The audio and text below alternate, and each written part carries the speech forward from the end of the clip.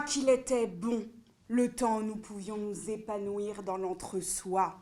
Où est-il passé, ce temps entre pairs, ce temps d'union et de fratrie, autour d'une même origine, autour de mêmes valeurs, sans avoir à interagir avec l'autre. Ah, excusez-moi, je me suis trompée, pardon, c'était pas du tout ça, c'était l'accroche de faut-il être raciste.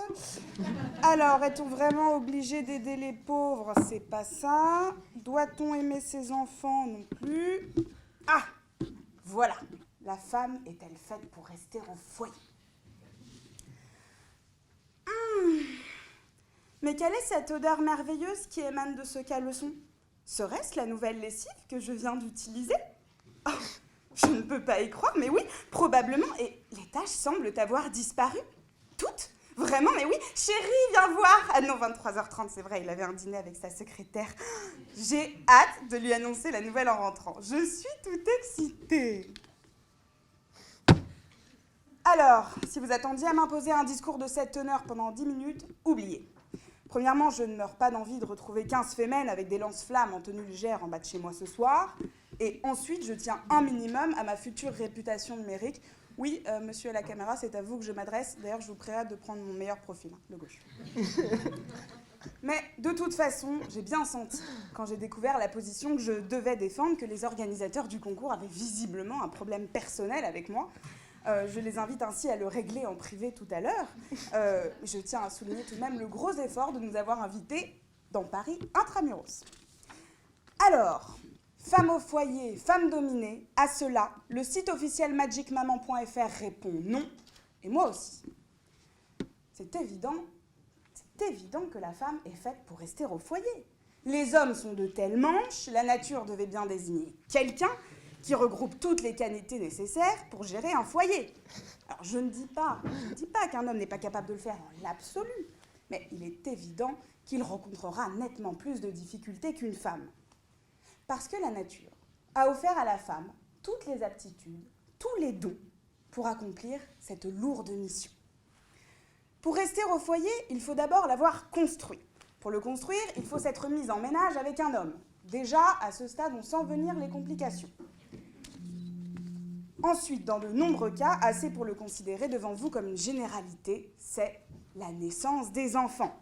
Pas de difficulté particulière, nous sommes tous d'accord que pour accoucher, cela semble malaisé de reprocher à monsieur de ne pas faire le travail. Mais accoucher, c'est une chose. S'occuper ensuite de ces fameux cadeaux de la nature, c'en est une autre. Et ce n'est pas donné à tout le monde de pouvoir assumer, tout seul ou bien en couple, l'éducation des enfants. Ce n'est pas donné à tout le monde, mais bien uniquement à la femme, parce qu'effectivement, c'est madame, en grande majorité, qui reste présente pour les enfants, et ce, de tout temps et en tout lieu. Physiologiquement, la femme porte l'enfant avant la naissance et continue de le porter après. Elle porte le nourrisson, le bambin, le jeune prépubère, le jeune révolté, le jeune adulte, et, relativement souvent, son mari.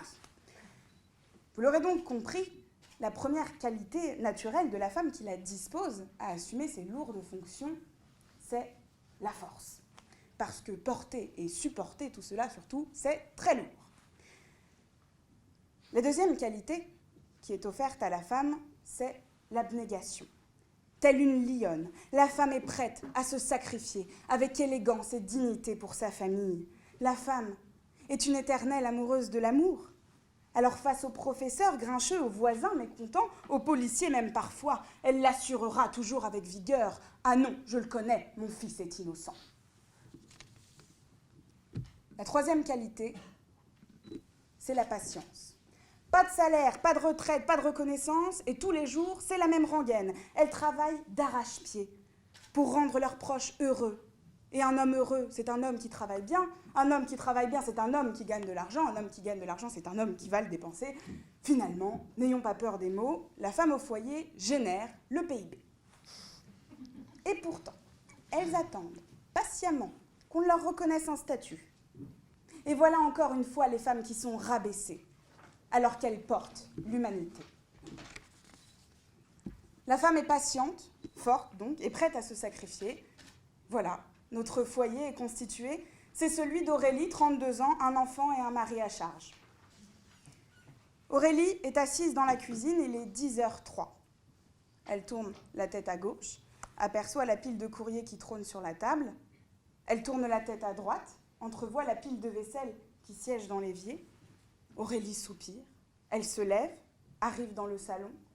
Le chat est allongé là, qu'il a défie des yeux et s'amuse des longs poils qu'il vient de laisser sur le canapé.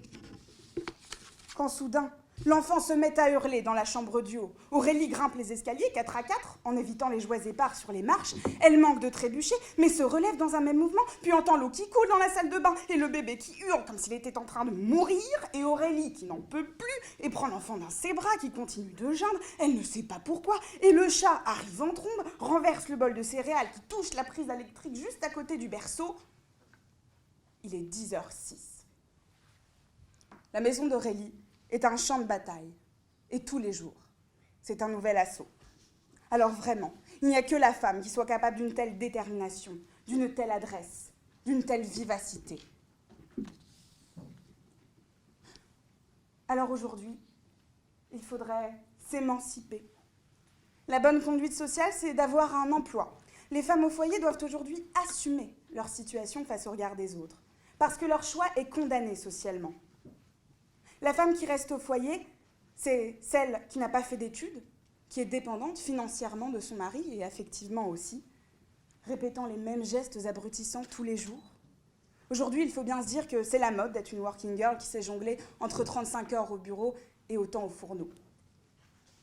Et vous pensez vraiment qu'une femme qui gère un foyer vaut moins que vous? Vous pensez vraiment qu'Aurélie est moins méritante que sa voisine?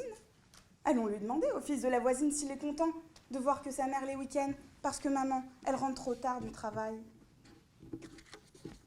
Alors bien entendu, je ne condamne pas celles qui ont fait le choix de travailler.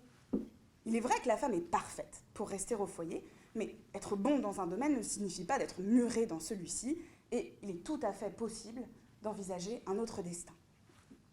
Prenez-moi par exemple, il est évident que je suis faite pour une carrière de mannequinat, mais non, j'ai décidé charitablement de laisser ma chance aux autres.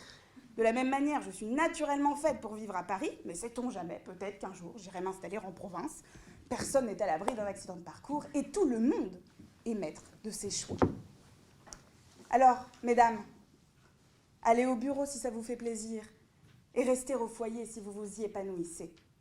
Et ça tombe bien, parce que vous êtes faites pour ça.